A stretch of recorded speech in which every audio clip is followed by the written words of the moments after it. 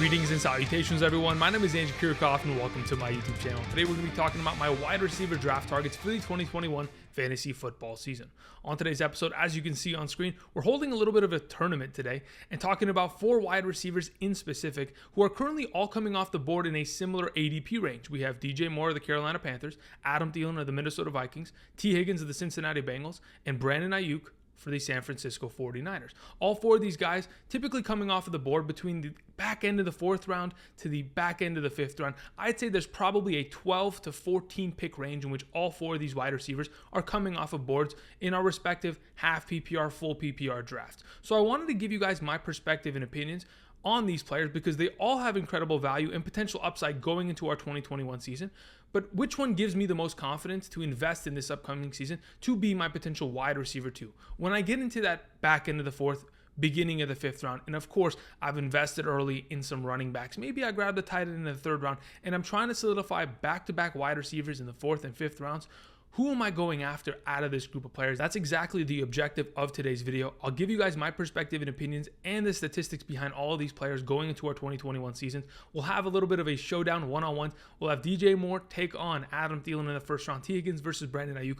We'll advance them to the 2nd rounds, and we'll see who we can crown the collective champion for this specific tournament. Now, if you like this kind of content, I will absolutely be willing to make this throughout the entirety of this offseason. You just got to let me know by smashing that like button down below, commenting down below, and of course, subscribing to the channel. If you guys have not subscribed already, we're making fantasy football content like this all offseason. Of course, we've done draft videos, mock drafts, must drafts. We've got the strength of schedule coming next week, kind of giving you guys an indication as to which players have the best upcoming schedules at the beginning of the year, during the fantasy football playoffs, in the middle of the season, all of that being handled by me, coming to your way, of course, via YouTube. So subscribe to the channel, join the community. During the regular season, of course, we're going to have a bunch of content as well, as we typically do 7 days a week. So the content train is not stopping anytime soon. Make sure you subscribe. Again, thank you guys for the incredible support as of late.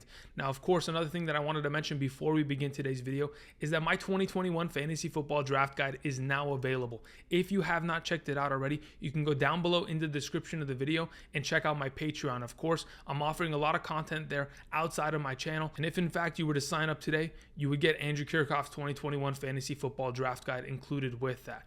Now, seeing my face on the cover and calling it a draft guide doesn't mean that it's worth anything to you. I wanted to go ahead and, of course, tell you exactly what's in it.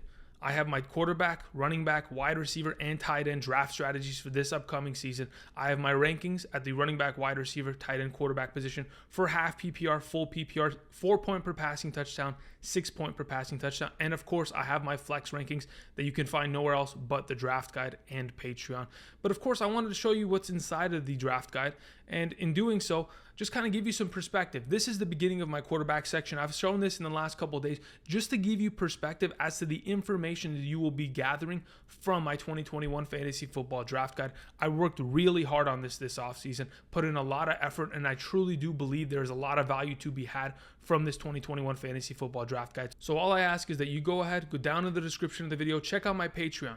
If that's something that you feel is right for you, then go ahead and support there. But outside of that, all I ask for typically is your guys' viewership, you smashing the like button, being a subscriber, and enjoying the content on the daily. That's all I ask for. Of course, down in the description as well is my free Discord server for those of you who are looking to just chat and talk fantasy football all day. That is available again. The fantasy football draft guide is available now on Patreon. Thank you very much. All right, so now that we've covered that, we can get into our wide receiver matchups. Again, if you like this kind of a video, make sure you let me know down in the comment section because I will be willing to do this for the running back position. We can put Josh Jacobs versus Myles Gaskin tomorrow. You just got to let me know if that's something that you're interested in. Thank you very much. To begin today, we're going to go ahead and start by talking about T. Higgins versus Brandon Aiyuk. And the reason why I wanted to cover both of them in specific, and the reason I went and kind of put them against one another, is mainly because, of course, they have a lot of comparables between the two. Specifically, T. Higgins and Brandon Aiyuk are both going into their 2nd years in the National Football League. Of course, they were both rookies last year, and they played very well. On top of that, they both have their quarterbacks of choice returning. Now, whether that is Trey Lance or Jimmy Garoppolo for the 49ers and Brandon Aiyuk, that's a completely different conversation, but at least it's an upgrade from quarterback in comparison to CJ Beathard and Nick Mullins last year. On top of that, T. Higgins, he gets his quarterback of choice back with Joe Burrow coming back from that ACL injury. Of course, a devastating injury, but it's far better than having, a Brandon Allen as your starting quarterback. All things considered, I think these are two comparable wide receivers, and I wanted to specifically talk about them, against one another. Who do I prefer between T. Higgins and Brandon Aiyuk going into this upcoming season? Let's start with T. Higgins. All things considered, I believe T. Higgins had a very successful rookie season. Again, he finishes the number 30 overall wide receiver in a half PPR scoring format, which speaks volumes considering, again, a lot of the games were not with Joe Burrow. But when he was with Joe Burrow, he was a completely different animal. From weeks 2 through 10, was putting up great numbers, 13.14 fantasy points per game in a half PPR scoring format. In fact, throughout that span of time, was the number 15 overall wide receiver in fantasy with 5 games of 70 plus receiving yards. Now, of course, without Joe Burrow, a little bit of a dip in terms of overall productivity in his stats, only averaging 9.33 fantasy points per game. Now, of course, there's a difference there, but the question remains, what are we going to potentially anticipate and see from T. Higgins this upcoming season? You get Joe Burrow back in the lineup, that's a plus. You can get him back into that wide receiver 2 conversation where he's currently being drafted, but you also have Tyler Boyd and Jamar Chase to worry about. Joe Mixon comes back. He's going to be a little bit of a receiving threat now that they have no Giovanni Bernard there. There's going to be a lot of targets to be had in this offense. I anticipate them throwing the ball far more than the person on the other side of the screen from the 49ers. Again, that is a run-heavy offense with a lot of implementation of the tight end position. But in comparison, I expect the Bengals to throw the ball a lot. But how many targets can we anticipate from T. Higgins? Like I always mention in fantasy football, opportunity leads to success. And that's what it was last season. But he still was out-targeted by Tyler Boyd between weeks 2 through 10 of the 2020 season with Joe Burrow. In fact, Tyler Boyd had 71 total targets while T. Higgins had 61. In terms of his total routes run, 306, he had only a 19.9% target percentage, and which was about, I'd say, 1.5% below Tyler Boyd's. So, of course, Tyler Boyd had the eye of Joe Burrow, but regardless, T. Higgins was still a very, productive wide receiver, finding himself in the end zone. And that's typically what the case is going to be when you're a bigger body wide receiver on the outside and you have the speed. But it took a little while for T. Higgins to find his stride in this offense. Again, he didn't play in week 1 against the Los Angeles Chargers. And from week 2 and on, he kind of began to learn this offense, get more of a rapport with Burrow, and finally found his full stride and the potential of what T. Higgins can be from week 6 through 10, in which he averaged 15.6 fantasy points per game and was the number 11 overall wide receiver throughout those 4 weeks. Very impressive statistics, and just the amount of competition that they had and they were going up against, and still was able to put up great numbers. It speaks volumes for T. Higgins, and I have a lot of confidence in him going into the 2021 season. And I understand Jamar Chase is going to play opposite of him, but what if Jamar Chase is going to be the one pulling coverage, and T. Higgins can benefit from being the number 2 wide receiver, playing against lesser cornerbacks and not seeing as much double coverage? I think that could be a huge advantage for T. Higgins this upcoming season, and one of the main arguments as to why you should invest in him as a potential wide receiver 2 target, of course, besides the fact that this team is probably going to be losing majority of their games and having to pass for majority of the second halves. And if that's the case, I'm sure Joe Burrow, who is a gunslinger, if and when he's healthy, is going to be feeding the ball in the direction of T. Higgins. I'll have a lot of confidence in him this upcoming season. But let's talk about the other side of the coin. We have another wide receiver, of course, similar, going into his second year. What can we anticipate to see from potentially Aiyuk this upcoming season? Brandon Aiyuk finished as the number 33 wide receiver in fantasy last season. And yes, he played less overall games than T. Higgins, but Brandon Aiyuk was, he was special.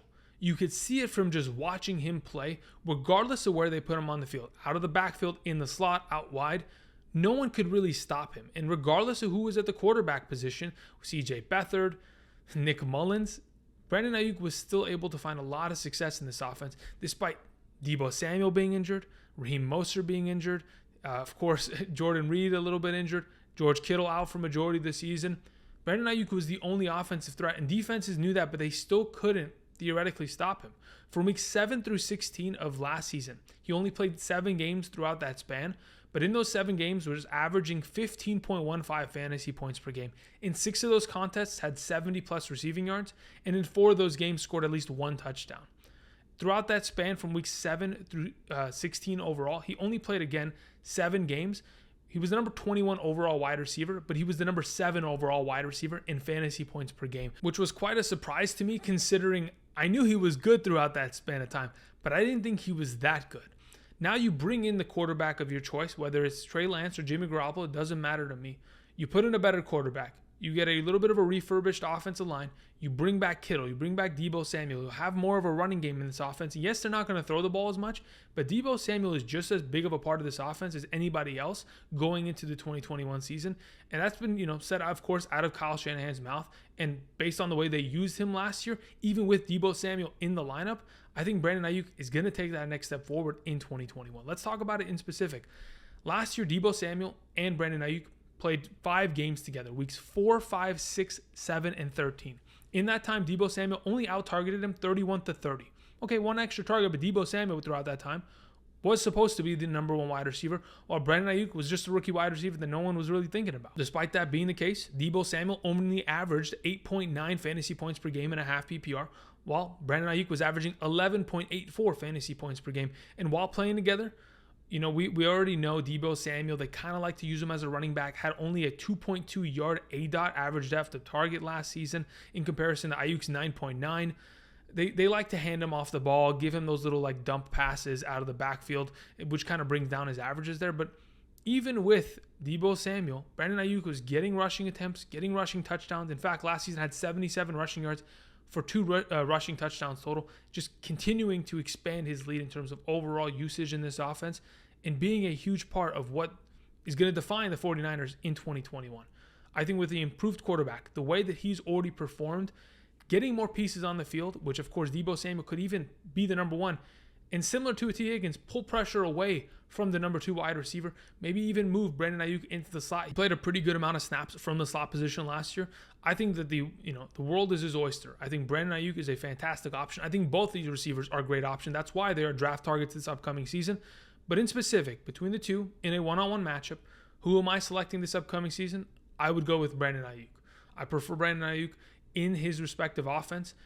I know they're going to throw the ball less, but I just seen far more potential upside in him this upcoming season. But regardless, both guys that I'm willing and have taken in that 5th round fringe in my 2021 fantasy football drafts. Now, let's go ahead and move on. And let's talk about our next one-on-one matchup. We have DJ Moore versus Adam Thielen. Now, the question is, between the two of these guys, who is truly the better overall wide receiver for our lineups this upcoming season? We've seen DJ Moore, 3 years into the league, of course, has surpassed 1,000 total yards every single season. We got some potential there. But then we have Adam Thielen, who has been a promising wide receiver. In fact, was even a wide receiver 1 this last season. I want to actually specifically talk about Adam Thielen first. He finished as the number 8 overall wide receiver last season. In fact, averaging 14.47 fantasy points per game in the 15 games he played. Fantastic year for them. On top of the fact that Justin Jefferson finished as the number 6 overall wide receiver. You had 2 stud wide receivers in a singular offense make the top 12 at the position and a half PPR. That's not uncommon because we just saw that in 2018 with Stephon Diggs and Adam Thielen in the same offense. So the Vikings, they know how to use their wide receiver position, and they find a lot of success in doing so. Now, the issue that I find with Adam Thielen that is kind of made me raise the alarm a little bit on him is the fact that he saw far less targets last season than he did in years past, and he still played 15 games last year. In 2017, had 143 targets. In 2018, had 115. In 2019, was injured for majority of the year. But unfortunately, in 2020, only had 108 total targets for this Minnesota Vikings offense. And I know the Vikings offense, they're a run first with Gary Kubiak as their offensive coordinator last year. Clint Kubiak is going to be their offensive coordinator this year.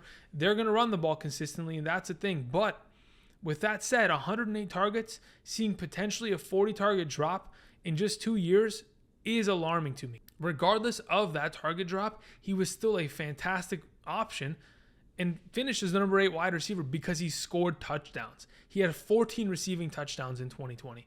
If you take into account how many touchdowns he had in 2017 and 2018, where of course in those 2 seasons combined had 298 total targets, he only had 13 total receiving touchdowns. So he already, just thinking at the perspective of how many touchdowns he scored last year, it's a number that probably isn't going to be met this upcoming season. And if, in fact, we give him the benefit of the doubt, theoretically, and say, he's going to score 8-7 touchdowns, okay, he would have finished as the number 21 overall wide receiver, which looks like where he's potentially going this upcoming season, and why I don't mind investing in him this, late in a draft, because he will potentially score those 7 touchdowns this upcoming season. Now, you may be asking, Andrew, why is Adam Thielen potentially going to lose those receiving touchdowns that he found last year if he was just getting those opportunities because Adam Thielen, has the eye of Kirk Cousins. Well, unfortunately, it's because Justin Jefferson is continuing to carve out a bigger role in that offense. From weeks 13 through 17 of the 2020 season, when we include the games that they both played together, because in week 12, Adam Thielen was injured and did miss the game, Justin Jefferson out-targeted him 106 to 92. Okay, that's not a big deal. But when we go ahead and we look at the back end of the season, weeks 13 through 17, the target share and the opportunity that was being carved out in the direction of Justin Jefferson really expanded. Justin Jefferson, between weeks 13 through 17, of the 2020 season, he had 30% of the team's target share, while Adam Thielen, for a majority of the season, had 28%, dipped down to 19%. And in terms of red zone target share, Adam Thielen went from 62% of the team's red zone target share to only 35%. So if he saw half the opportunity that he was originally seeing, I would anticipate him potentially scoring half the touchdowns. Again, like I mentioned, 7 or 8 touchdowns this upcoming season still makes him the wide receiver 21. And that's where we're potentially expecting him to produce. Now, have we seen Adam Thielen's ceiling? Yes. I think we've seen his ceiling, and I think that ceiling of production has pretty much already been met back in 2018 or this past season in terms of his red zone opportunities. So what is the next step for Adam Thielen? Can he still be a wide receiver 1? I doubt that's going to be the case. I think he's a solid wide receiver 2, and I think he's safe in this factor. But without as many touchdowns, the volatility of him continues to rise up. But he's not the only one that's going to be dealing with a tough time scoring touchdowns, because on this other side of the coin, when we talk about DJ Moore has yet to surpass 4 receiving touchdowns in a single season in his whole career. Having played 3 seasons in Carolina already, I understand. It's been difficult for DJ Moore because this upcoming season, he's working on his 4th starting quarterback. Again, his rookie year had Newton. Then he had Kyle Allen the next year, Teddy Bridgewater last year, and now he has Sam Darnold as a starting quarterback. And I understand only scoring 10 touchdowns in the first 3 years of a season through the passing game, it's tough. And it's not a number that we want to see from an up-and-coming wide receiver who finishes the number 22 wide receiver and the number 18 overall wide receiver in the past 2 seasons in a half PPR scoring format. But I think we're going to see a lot of improvement this year. With the implementation of Sam Darnold in this lineup, you may be thinking, Darnold in comparison to Bridgewater, I don't think that's an upgrade, Andrew. I think it honestly is, and I'll tell you why. Teddy Bridgewater only threw 15 total passing touchdowns last year. That, of course, pretty much rendered all the wide receivers for the Carolina Panthers as guys that were PPR dependent. If they didn't get the receptions, the yardage was rarely going to be there, and the touchdowns, of course, were once in a blue moon. So, if in fact we get a quarterback that can throw more touchdowns, there's a little bit more stability and less volatility from a wide receiver like DJ Moore. Now, he can add, of course, his ability to catch the ball deep, and with that, we'll be able to at least find a strong foundation. But when we take into account that last season he only had 66 total receptions on 118 total targets, that just tells me that Teddy Bridgewater and DJ Moore just didn't mesh. They didn't have the chemistry. DJ Moore is barely passing the 55% reception mark in terms of total percentage of receptions. That scares me. I mean, I didn't think DJ Moore was that bad last season, but he was. So now you bring in the 4th quarterback, hopefully a guy that can expand this offense, who feels comfortable in Joe Brady's scheme, isn't going to be able to, down in the red zone, steal touchdowns by using his legs. I know we've seen, of course, Darnold last season on that QB option where he kept the ball, went for, it was like a 60-yard rushing touchdown. I get it. He has the ability, but he's not going to panic and run like that. I think he's far more comfortable in this offense than he is with the Jets. Now, the question is, when he was with the Jets, he had a wide receiver that is going to be on this Carolina Panthers team. He had Robbie Anderson. They already have a chemistry between the two of them. I think that's perfectly fine. You lose Curtis Samuel in this offense. That was, I think, 97 total targets last season. You bring back Christian McCaffrey. That's fine. The running back position already got over 100 targets last year. If we see a little bit more go to McCaffrey, that's perfectly fine.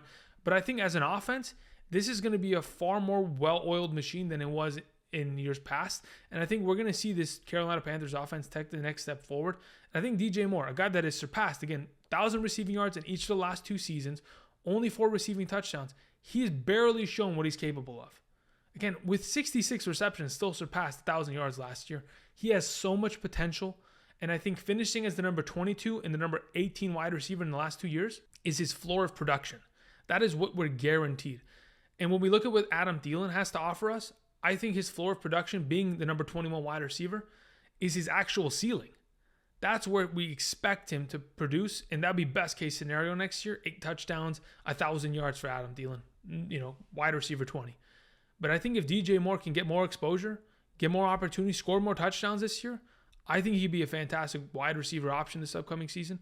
And I think, in my opinion, I'm giving him my selection if it's between these two this upcoming season on the clock in that 5th round range. Now that I've given the arguments for, of course, the competition between DJ Moore, Adam Thielen, and T. Higgins, Brandon Aiyuk, I want to advance the 2 options that I like the most this upcoming season. Hey, listen, if you like T. Higgins and or Adam Thielen over the respective other receivers, that's great.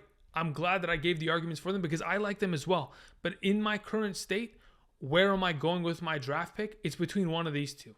But I wanted to go ahead and give you guys the floor and have you guys vote. Who should be the number 1 wide receiver out of these 4? If we're running a bracket in this sense, who's going to be the overall best wide receiver in 2021 for the fantasy football season in a half full PPR standard? You let me know down in the comment section.